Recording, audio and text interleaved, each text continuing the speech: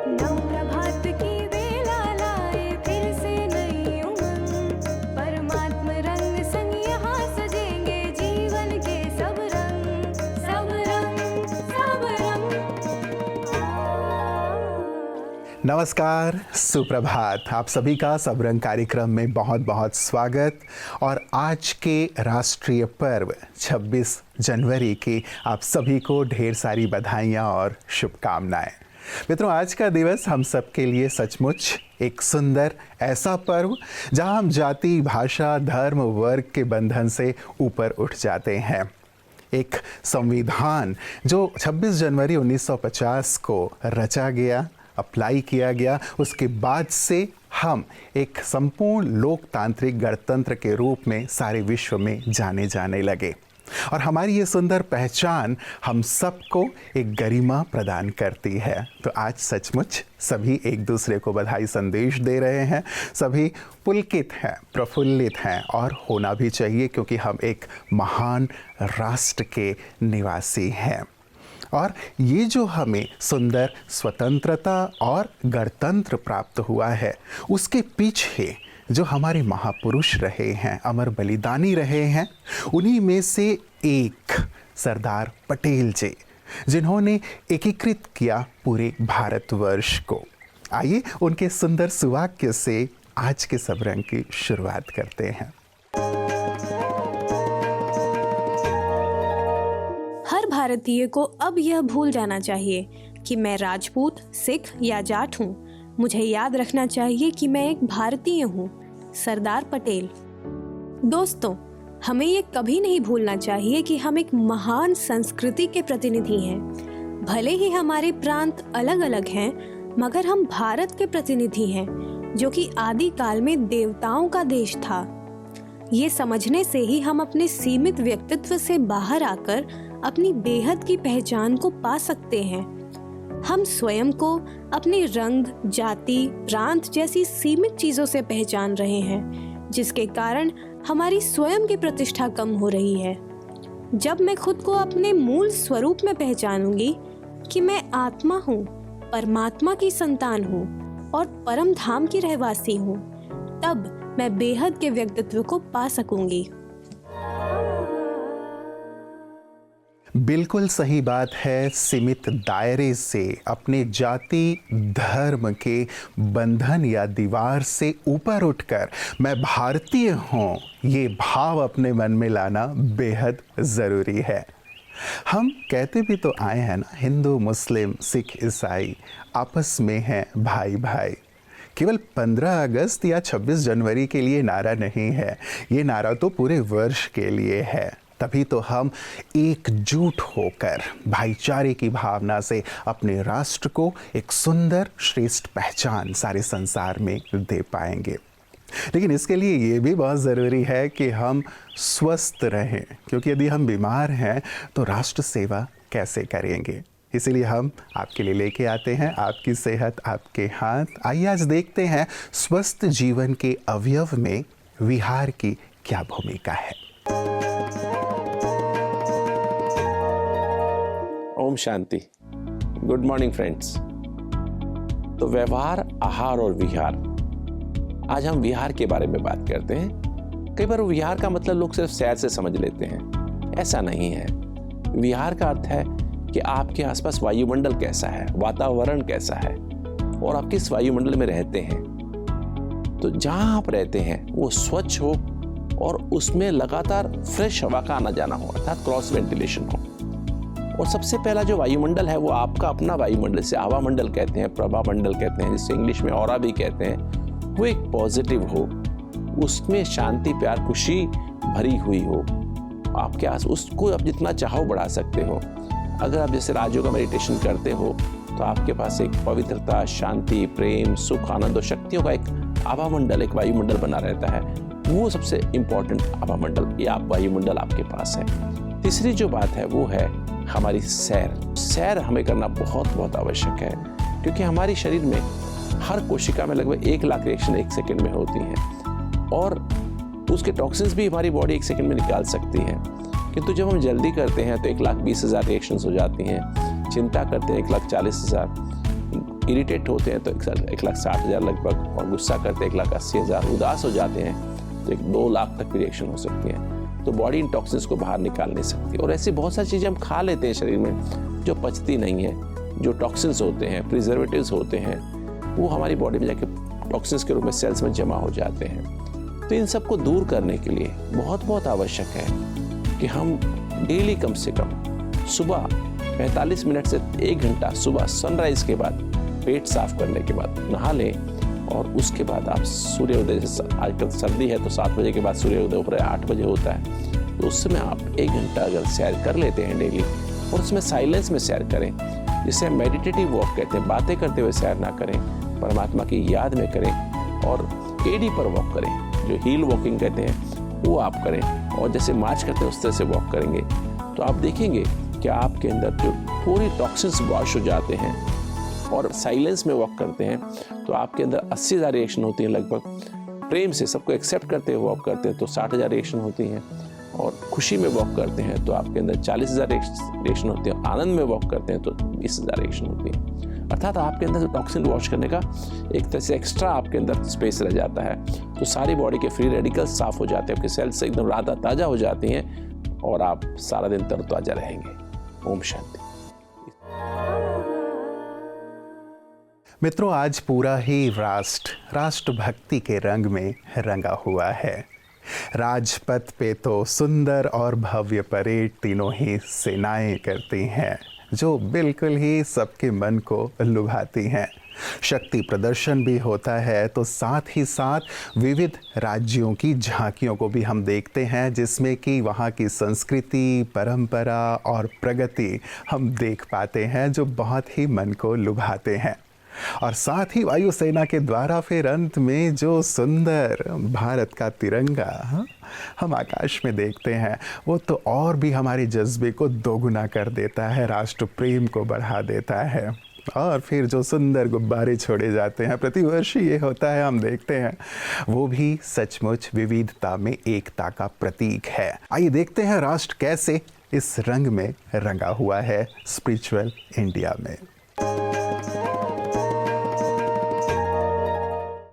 दोस्तों, इस गणतंत्र दिवस के दौरान भारत को सुनहरा बनाने के लिए ब्रह्मा कुमारियों द्वारा एक बहुत ही महत्वपूर्ण कदम उठाया गया है। ब्रह्मा कुमारियों ने आज़ादी का अमृत महोत्सव मनाने के लिए भारत सरकार के साथ हाथ मिलाया है। यह आत्म परिवर्तन की अति आवश्यकता के बारे में जागरूकता फैलाने के लिए कई अभियान चलाएगा। रिकी केज के एक खूबसूरत गीत ने पूरे अभियान का सार प्रदर्शित किया है।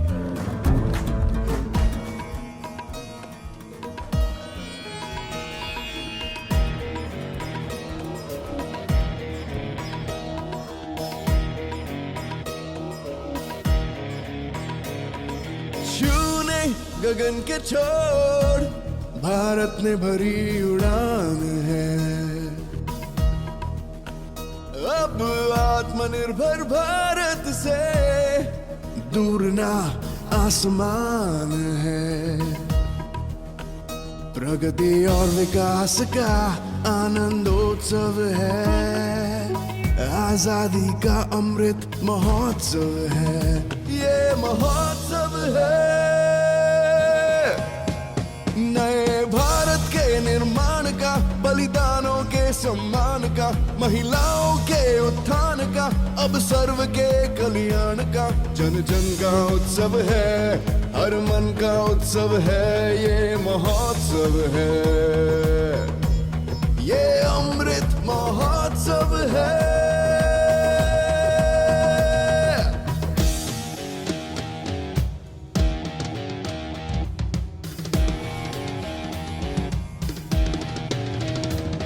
हर कदम आगे बढ़ाना है, एक नया सूरज उगाना है। हमने मन में ठाना है, स्वर्ग धरती पर ही बनाना है।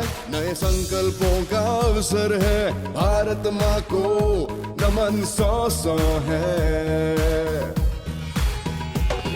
जन जन का उत्सव है, हर मन का उत्सव है। ये महोत्सव है, ये महोत्सव है, ये महोत्सव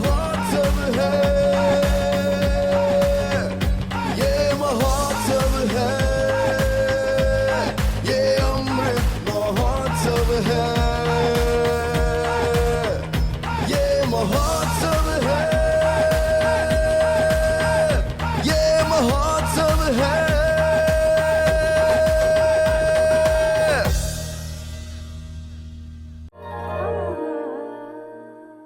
पूरा ही देश सुंदर राष्ट्रभक्ति के रंग में रंगा हुआ, और ये राष्ट्रभक्ति ही है जो हमें विविध होते हुए भी एक सूत्र में पिरोए रखती है, और यही उन्नति, यही विकास का साधन है, माध्यम है, जिसे हमें बहुत गहराई से, बहुत निष्ठा से पकड़ कर रखना है। बचपन में भी हम एक सुंदर कविता पढ़ा करते थे। हे मातृभूमि तेरी जय हो, सदा विजय हो, तेरे विशाल नभ में सुख सूर्य का उदय हो, तुझको प्रसन्न देखूं बस लालसा यही है, फिर गोद में ही तेरी मेरा शरीर लय हो। सचमुच ये भावना देश के लिए नितांत आवश्यक है, तभी कोई राष्ट्र महान बनता है। और ऐसे ही कुछ भाव लिए हुए राजीव शर्मा जी हमारे बीच आ रहे हैं, ज़रा उन्हें भी सुनते हैं। सभी देखने सुनने वालों को प्रोफेसर राजीव शर्मा का नमस्कार। 1942 में भारत छोड़ो आंदोलन चल रहा था और महाराष्ट्र के एक गांव में 5 वर्ष की उम्र से लेकर 15 वर्ष की उम्र तक के 6 बच्चे भारत माता की जय बोलते हुए, महात्मा गांधी की जय बोलते हुए, वंदे मातरम बोलते हुए तिरंगा लेकर गांव में जुलूस निकाल रहे थे। उसी समय अंग्रेज पुलिस वहां पर आ गई और अंग्रेज पुलिस ने उन बच्चों से कहा कि इस तिरंगे को फेंक दीजिए, अन्यथा हम आपको गोली मार देंगे। जुलूस में सबसे आगे 15 वर्ष का जो बच्चा चल रहा था, उसने कहा मैं तिरंगा नहीं फेंकूंगा। अंग्रेज पुलिस ने उस बच्चे को गोली मारी, वो बच्चा मृत्यु को प्राप्त हुआ। मगर इससे पहले कि वो तिरंगा झंडा धरती पर गिरता, पीछे आ रहे एक दूसरे 13 वर्ष के बच्चे ने उस झंडे को संभाल लिया। अंग्रेजों ने उससे भी कहा कि तिरंगे को फेंक दे, उस बच्चे ने भी तिरंगा नहीं फेंका। अंग्रेजों ने उसे भी गोलियों से भून दिया। ऐसे उस जुलूस में 5 बच्चे जो थे वो गोलियों से मार दिए गए। सबसे अंत में सबसे कम उम्र का मात्र 5 वर्ष का एक बच्चा जिसका नाम शिशिर था, वो शिशिर उस झंडे को पकड़कर खड़ा हो गया। अंग्रेजों ने कहा शिशिर से कि तू ये झंडा फेंक दे वरना तुझे भी गोली मार देंगे। शिशिर ने भी झंडा फेंकने से मना कर दिया और अंग्रेज पुलिस ने उस 5 वर्षीय नन्हे भारतीय बालक शिशिर को भी गोलियों से भून दिया। देवियों और सज्जनों, आज वही तिरंगा आपके हाथ में है, मेरे हाथ में है, समस्त भारतीयों के हाथ में है। देखना यह है कि हम उस तिरंगे को कैसी हिफाजत देते हैं। जय हिंद। मित्रों, संस्कृत का श्लोक है जननी जन्मभूमिश्च स्वर्गादपि गरीयसी, कि माँ और जन्मभूमि स्वर्ग से भी बढ़कर हैं। स्वर्ग यदि मिल भी जाए लेकिन उससे बेहतर बड़े मातृभूमि की सेवा, माँ की सेवा है। और आज सचमुच जन्मभूमि की सेवा करने का सभी प्रण ले रहे हैं और साथ ही सुंदर संकल्प भी कर रहे हैं। ये सुंदर कार्य ब्रह्मा कुमारीज भी वर्षों से करते आ रहे हैं कि जो भारत भूमि है वो पुनः श्रेष्ठ बने, महान बने, स्वर्ग बने। और आज गणतंत्र दिवस पर विशेष ब्रह्मा कुमारीज की वरिष्ठ राजयोगी भाई और बहनें सुंदर संदेश और शुभकामनाएं पूरे देशवासियों को प्रदान कर रहे हैं। आइए सुनते हैं।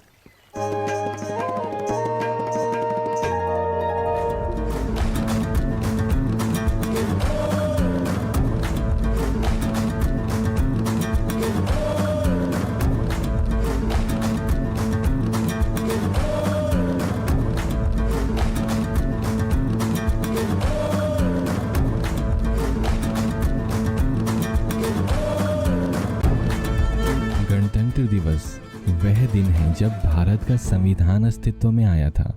संविधान देश और उसके नागरिकों के मौलिक कर्तव्यों और अधिकारों को निर्धारित करता है। स्पष्ट नियम होने पर जीवन सुगम हो जाता है। समाज के संचालन के लिए अनुशासन जरूरी है। अनुशासन है तो सुख है। आध्यात्मिकता ये कहती है कि जब तक किसी व्यक्ति के अंदर जो मनोबल है उसकी कमी रहेगी तो हम अच्छी अच्छी बातें भी लिख दें, कानून बना दें, लेकिन उसको वो इम्प्लीमेंट नहीं कर पाता है। भगवत गीता में कहा गया है कि काम, क्रोध, लोभ, मोह, अहंकार ये मानसिक बुराइयां हैं, और जो व्यक्ति इन बुराइयों से ग्रसित होगा वो किसी भी प्रकार के कानून को ठीक तरह पालन नहीं कर सकता। इसलिए आध्यात्मिक सशक्तिकरण द्वारा यदि हम इन बुराइयों को दूर कर दें तो स्वाभाविक तौर पर ही एक नेचुरल विधि से ही हर व्यक्ति लॉफुल हो जाएगा। वो प्राकृतिक कानूनों का, आध्यात्मिक कानूनों का और सरकारी कानूनों का सहज पालन कर सकता है। वरना अगर समझ सकते हैं आप किसी के अंदर लोभ है या किसी के अंदर क्रोध है या सबसे बड़ी खराबी बुरी नज़र जिसको कहते हैं काम विकार है, तो समाज का ढांचा जैसा हम सब बनाना चाहते हैं वैसा नहीं बन सकता। साथियों, गणतंत्र दिवस व्यक्तिगत दृष्टि से भी राष्ट्र के प्रति अपने कर्तव्यों को याद करने का दिन है। हम अनुशासित और केंद्रित व्यक्तित्व बनकर राष्ट्र के लिए सर्वश्रेष्ठ योगदान दे सकते हैं। सिर्फ भूतकाल के गीत गाने से नहीं होगा, लेकिन एक एक भारतवासी हम सबको अपने चरित्र को श्रेष्ठ बनाना होगा और दिन रात मन वचन कर्म से हमें नीति के मार्ग पर चलकर अपने चरित्र को शुद्ध बनाकर हमें अपने परिवार को चलाना है, अपने नौकरी धंधा करना है और देश के प्रति जो भी हमारी फर्ज है उसको अदा करना है। आइए हम अपने जीवन में आध्यात्मिक मूल्यों को प्रदर्शित करने और समाज में सद्भाव और बंधुत्व को बढ़ावा देने के लिए इस गणतंत्र दिवस को यादगार बनाएं। सभी को गणतंत्र दिवस की शुभकामनाएं।